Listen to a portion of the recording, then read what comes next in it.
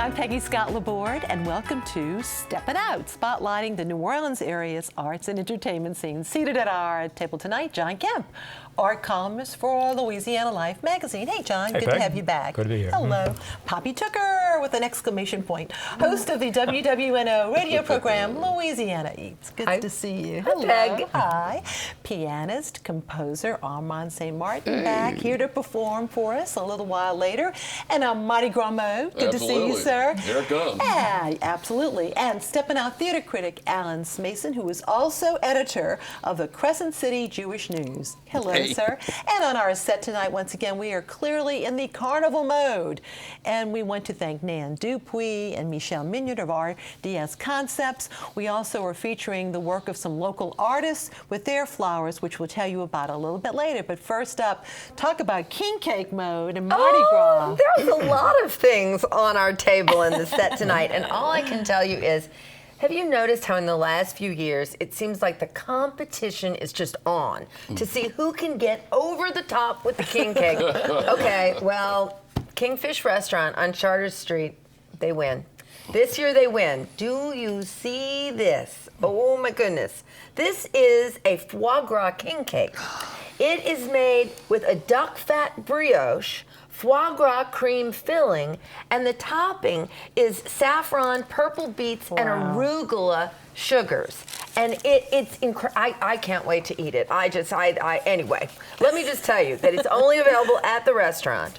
This little one, two can share for $15, and the large one serves 12, and it's $35, which is a lot. That's not bad. Yeah. No, I expected it to be a lot more Yeah. expensive. That is just woohoo. Anyway, we'll be testifying to the taste as soon as we finish taping. Yes, indeed. And a job to do. let me tell you that also recently opened Fogo de Cayo on Canal Street.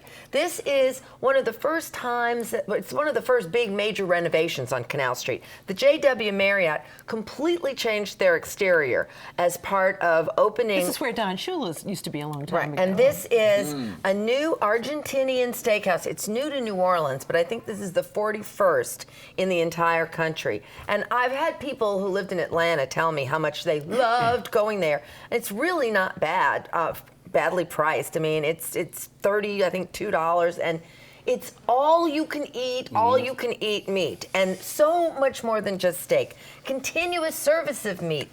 Lots of meat coming from the gaucho chefs. They come to your table literally with these spears of meat that they're cooking back there. We're talking sirloin, filet mignon, ribeye, gigantic beef ribs, lamb, pork ribs, pork chops, pork sausage, and bacon-wrapped chicken. Oh my God. And then a huge market salad bar that's also all you can eat, along with cheeses and smoked salmon and cured meats. And then they also serve the traditional black bean stew that has bacon in it. This is all for one price? All for one price. Oh, okay. And you can have the huge market salad bar. You can go there for a super quick lunch for just $15. And then the meats are a small add-on if you want a little meat. So that's enough about meat for today.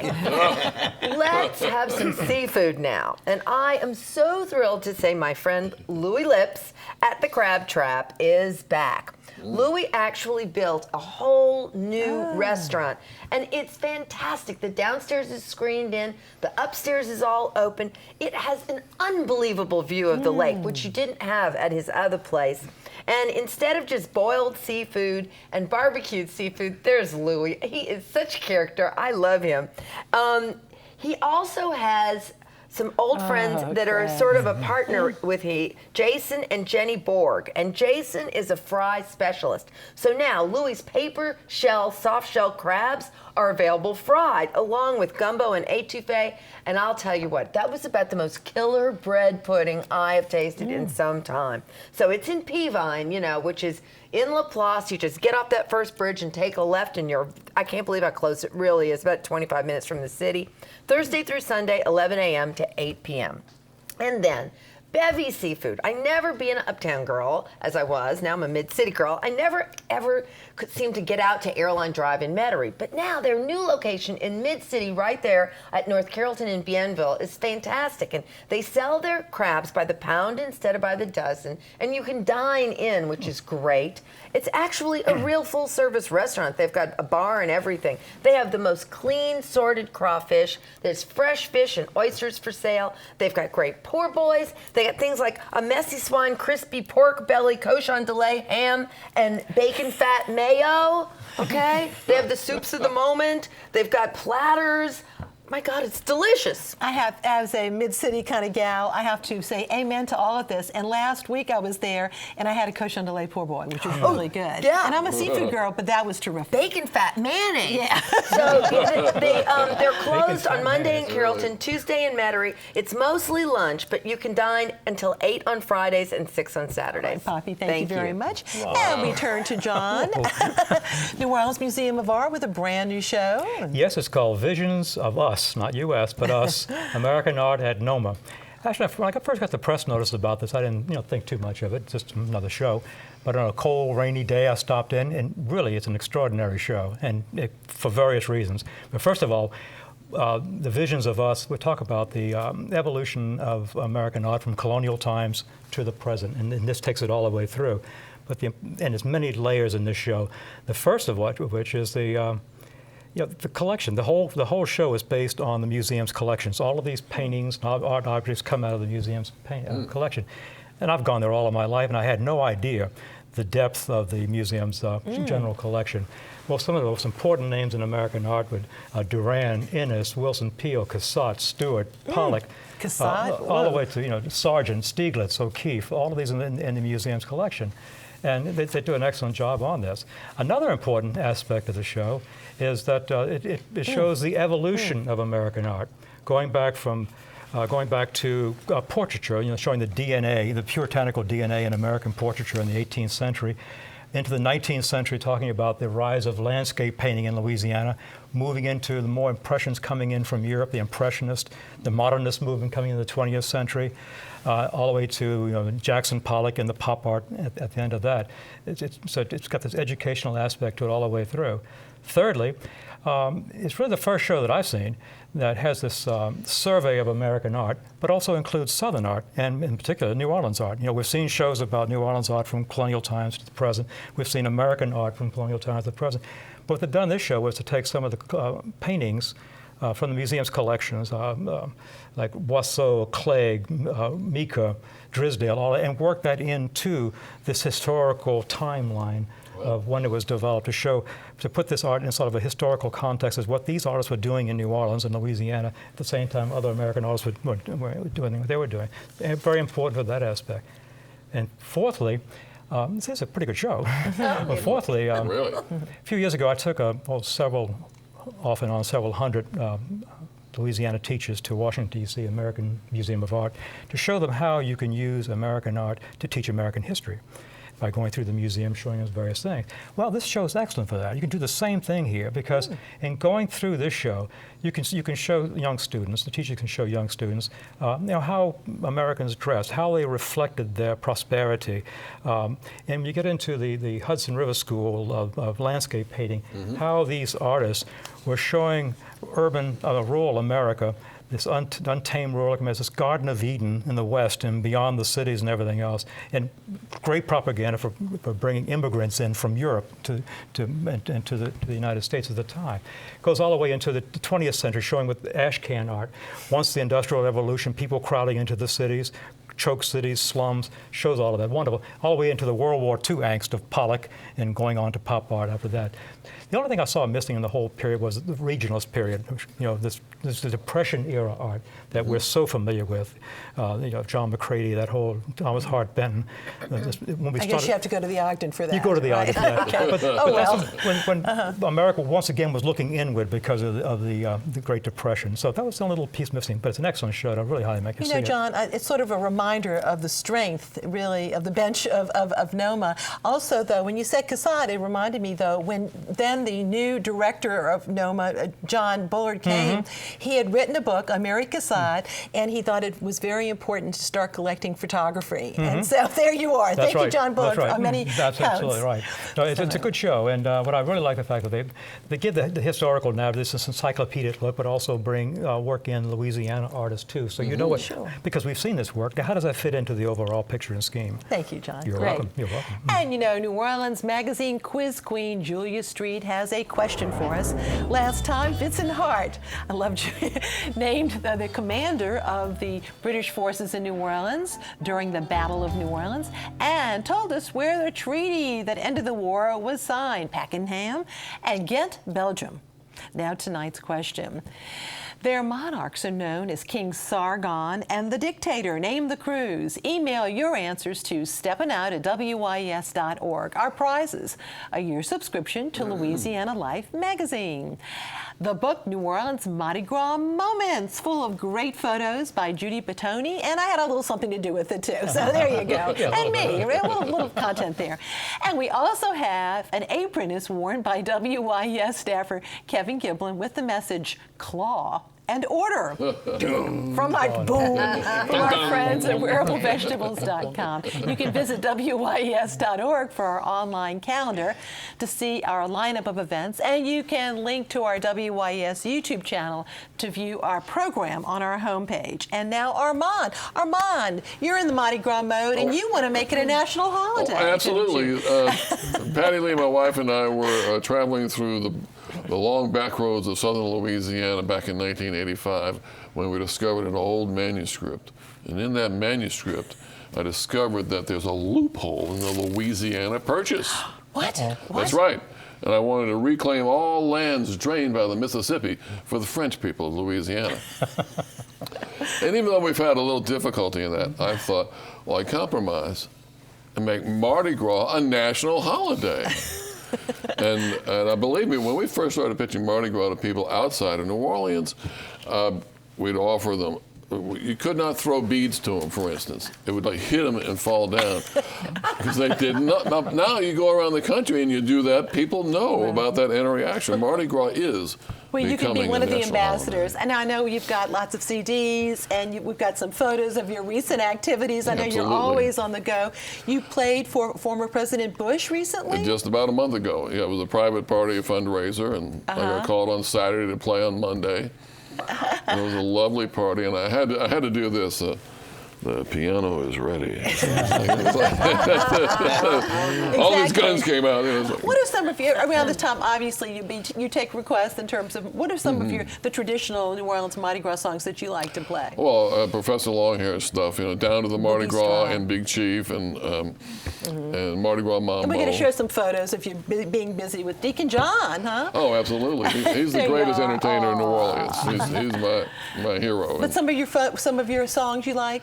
The New Orleans sort of boogie stride type stuff? Oh, for sure. I've written a number of Mardi Gras songs. I got Must Be the Mardi Gras, Back in New Orleans, and everywhere else it's just Tuesday. Okay. Well, great. And you are going to play for us. Tell us about this song. Back in New Orleans, it's when you're away from New Orleans and you miss New Orleans and you start thinking about all those things, it's sort of a tour guide. Yeah, so the inspiration. We'll let you go and do that and move over to the other side. We're going to hear an original Armand St. Martin composition. And he plays all over, and not only, of course, in public. He does a lot of goodwill events, too, and we appreciate Armand so much. Let's hear him play Back in New Orleans. Okay, Armand. A box for the lady and a Dixie for me. A pound or two of mud bugs and an oyster loaf, please. Well, I'm back in New Orleans. I've been away too long. We're going downtown to the View Cabaret for coffee and donuts every day because I'm back in New Orleans. I've been away too long. We're back in New Orleans for the Mardi Gras time. We're back in New Orleans and let's go downtown to Second Line. We're back in New Orleans. I've been away too long. Bayou La Lucha with my ride and my reel. I'm going fishing 'cause I just like the feel of it. I'm back in New Orleans. I've been away too long. We're back in New Orleans for the Mardi Gras time. We're back in New Orleans and I want to go home in second line. We're back in New Orleans. I've been away too long. Well, tell me one more time about old John McDonough. The flowers children laid by his grave in his honor. And give me one more sip of Mississippi water. I need that mud in my blood. I can't take it no longer. We are back in New Orleans. I've been away too long. We're back in New Orleans for the Mardi Gras time. We're back in New Orleans. I want to go downtown to second line. We're back in New Orleans. I've been away too long. Oh, yeah. Thank you, Armand. And now it's time for our weekly artist spotlight. Tonight we are featuring paper flowers similar to the ones that you would see in some Mardi Gras parades. We're featuring the work of 3 artists, Dana Buchler, Caroline Thomas, but tonight we're really focusing on Brian Bush. Look at that. Aren't they spectacular? Bush specializes in papier-mâché sculpture after picking up piñata making as a child. He worked for several local float builders, and the collection of the artists call themselves the Carnival Collective, and their work is on view at Miette on Magazine Street. And the mission of this Carnival Collective is to urge everyone to enjoy the artistry that goes into the many parades. Visit I Heart Miette to see other locally themed items. And we also want to show you a little bit of a Steve Gleason image a little bit later in our show, something really exciting here.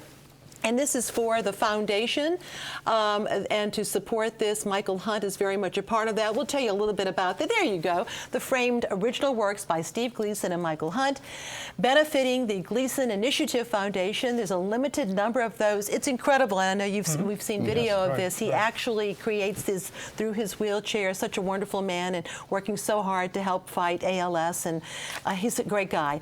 Go to the Hunt Studio, huntstudio.com, 1-800-426-1379. God bless Steve Gleason and Michael Hunt. Well, you know, it wasn't but a day after reviewing the latest production, Late, a Cowboy Song, that we learned of the closing of the Old Marquet Theater. That's the former Shadow Box. It was renamed at the corner of St. Claude and St. Roch's Avenues, I guess it is. It's situated underneath the sign that says Marquet Drug, so that's why they took the name Old Marquet. Theater aficionado Richard Meyer founded the Shadow Box several years ago, now 6 years, I guess, in running, and he's developed his own productions as well as several other productions for other companies, including some that have had cult followings like the Acrocats. He also was very helpful in developing burlesque theater as an outlet over there as well. Recently, the world premiere of Flowers in the Attic, and of course Terminator the Musical found their way over there to the stage. The Old Marquet really had achieved a number of Big Easy awards for many of the productions, so it is really a big loss for us in the theater community to experience him having to move on. Despite success, there were several legal issues, one in particular about the name. There was a company that was not named Shadowbox but had Shadowbox in their names, and they threatened to sue, and of course there was a protracted legal battle that could have ensued. Richard took the high road and decided to change the name to Old Marquet and went on with that. But the closing was announced by Richard Meyer in a press release on Saturday. Essentially, he said that the option to get a new lease was not renewed, and Is he basically going to look for someplace else? there is a possibility, but let's face it, we've already seen Southern Rep, Mid-City Theater, as well as Actors Theater, and we know that they have not been able to find a suitable home in the ensuing years. So we want to wish him luck. He is looking. He said he's actively looking for that. We want to wish everybody. And remember that Late, a Cowboy Song is is still going to run. That's the Sarah Rule play. And then they're going to have their final day for Teet Rex and Chewbacca's. They're going to have a little get-together there, an open house, so that should be good. Now, meanwhile, I got a chance to go over to Le Petit Theater for the opening of their show, which is going on, Sleeping Beauty. And I have to tell you, this reminds me a lot of the old Teddy's Corner shows and some of the things that used to be over at Nord Theater. This is the first original production under the helm of Maxwell Williams as the artistic director. Max and his co-director, Jonathan Green, who wrote this particular work, were on hand last night that I got to see Sleeping Beauty again. It's a panto version of the fairy tale. Now, panto comes from the word pantomime. We know that. It's a British invention, if you will. It involves a lot of audience participation, a lot of slapstick, a lot of jokes, and again, a lot of fun. This is perfect for children. I would tell you that if you get a chance to go, bring the kids, the grandkids, they will love it. A great cast includes Bob Eads Jr., Mary Pauley, Andrew Vaught, and Keith Clavery. Again, it is a wonderful, fun-filled experience, and I would also tell you that some of the other people who are in Alex Smith, Jessica Lozana, and Raheem Glaspie as Prince Stewart are all quite good in their roles.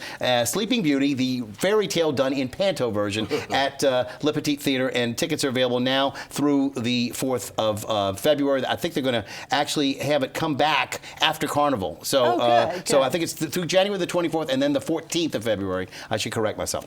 Okay, meanwhile, over at the Sanger Theater, it's time for us to stop in the name of love, because I ain't too proud to beg until you're back in my arms. It's as simple as ABC, because if you want to know, you'll have to look at the tracks of my tears to find out more. All right. Motown the Musical is going to be on stage. The regional premiere is here, opening on Tuesday, and it runs through next Sunday. And of course, this is the national tour, so it should be a very, very good show. We are expecting good things. And again, great music. I didn't get to see it when it was on Broadway, but I knew what to expect. And I think anybody who has been a fan of the Motown sound will love this show.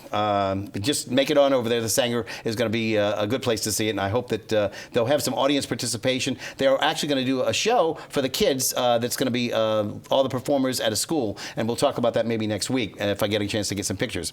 Meanwhile, over at the Rivertown Theaters for the Performing Arts, they announced their season for the year. They have 5 musicals and 1 comedy, and if you look on the screen there, you can see they're going to start off with a Big Easy Buddies and Let the Good Times Roll.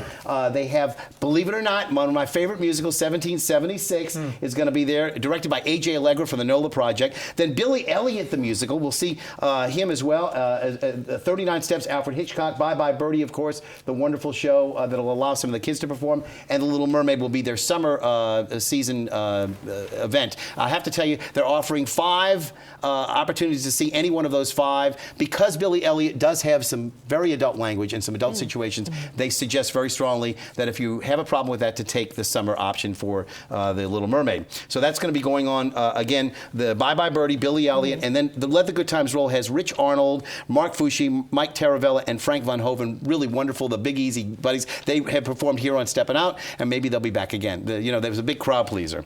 Also, over at the Contemporary Arts Center, I want to remind everybody about something going on. It's a multimedia presentation. It's theater, and it's live music. It's Soundtrack 63. It's all about the civil rights movement. It's done in song and in theater, and it's also going to have lots of videos. So this is an event that's sold out for Saturday, but they will have tickets available for Sunday and Monday, the 18th of January. Keep that in mind as well. Appropriate for Martin Luther King. I think so, very much so.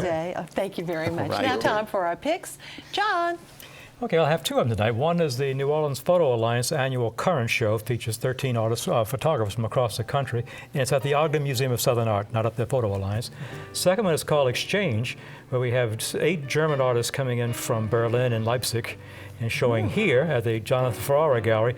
And in June, 8 of our artists will go to Berlin. Oh, great. Poppy. It's always big news when the tickets for the Chef's Charity for Children go on sale. It's Wednesday, March the 9th. The tickets are on sale now. Sells out fast, and there's a bunch of hot new young chef talent that's going to be there this year. Oh, great. Armand, your website for people who want to get in contact with you? Well, please find us, PattyLeeRecords.com. Okay. And I'll be participating in the Professor Long Hair dedication of inducting him into the Louisiana Music Hall of Fame. Oh, good. Coming up, thank you. Great. Very Yeah. good. I want to remind everybody that Cecile Montaigne, you can see a picture of her. She is the inventive genius behind You Don't Know the Half of It. She gets playwrights to do half of the lines, and the other half, they don't know what is going to happen. They have to kind of make it up on the spot. It's really fun. And I think Jim Fitzmaurice is actually going to participate in this one at Le Petit Theater on Sunday night at 7:30. I think it's only $22. Okay, well, that's a good A lot deal. of fun. And my picks, the Jasper Brothers will be performing tomorrow night with special guest Alex Bosworth, and they'll be stepping in to accompany him later in the show. They start at 8 p.m. at the Pearl Wine Bar. That's in the American Can Company over there in Orleans by Bayou St. John. And next Thursday night, don't miss the Big Speakeasy, a tribute to Ella Fitzgerald at Chikiwawa. Tickets are just $20. Looking ahead, Christ Episcopal Church in Covington presents Jazz in January. That's next weekend, featuring Matt Lemler, New Orleans Jazz Revival Band with bassist Philip Paul, and the Gospel Divas of Houston. That's next Friday night, and vocalist Greta Matasso with bassist Clipper Anderson, both from Seattle, with Lemler and Jason Marsalis and Ellis Marsalis, also on Saturday, January the 3rd. Admission is $35 per night, or $60 for both, going up to $40 a night at the door. And Hollywood Thrift will hold a film wardrobe sale. That's next Saturday, January the 23rd, and Sunday, January 24th, 11 a.m. to 3 p.m. Pre-sale tickets are available for $50 to shop as a VIP Friday evening, or $25 for early bird shopping an hour before. And you can go to rickracknola.com. It's going to take place on Anson Street in Gretna. So check that out, and it goes to a really good cause with Rick Racknola. And lots of other great things, too. Back to Christ Episcopal Church. They're going to have a celebration of gospel music on Sunday the 24th, once again, right there in Covington. And you can go to christchurchcovington.com for all the details. And also this weekend and next, Gina Ware at Murat in Mid-City and Bienville. She's going to be opened up with some limited hours, and you can go get your costumes. And now let's hear more from Armand St. Martin performing It Must Be Mardi Gras in a great medley. Thanks for watching. Good night.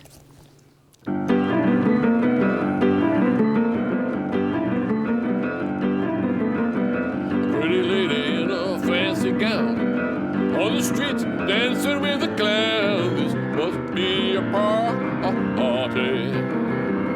This must be the Mardi Gras. Ah, yeah. Little children all in a row, jumping and waving, trying to catch a throw. This must be a party. This must be the Mardi Gras. Ah, you know it. Well, you can be your own parade on Mardi Gras. 'Cause everywhere else it's just Tuesday. In New Orleans it's Mardi Gras. Everywhere else it's just some other work day. But in New Orleans it's Mardi Gras. In Oklahoma it's just a Tuesday. In California it's just a Tuesday. In Arizona it's just a Tuesday. But in New Orleans everything is swinging. Everywhere else it's just Tuesday. In New Orleans it's Mardi Gras. Everywhere else it's just some other work day. But in New Orleans it's Mardi Gras. In San Francisco it's just a Tuesday. Down in Key Largo it's just a Tuesday. Up in Chicago it's just a Tuesday. In New Orleans every man's a king. Well, everywhere else it's just a Tuesday. In New Orleans it's Mardi Gras. In New Orleans it's Mardi Gras. In New Orleans it's Mardi Gras.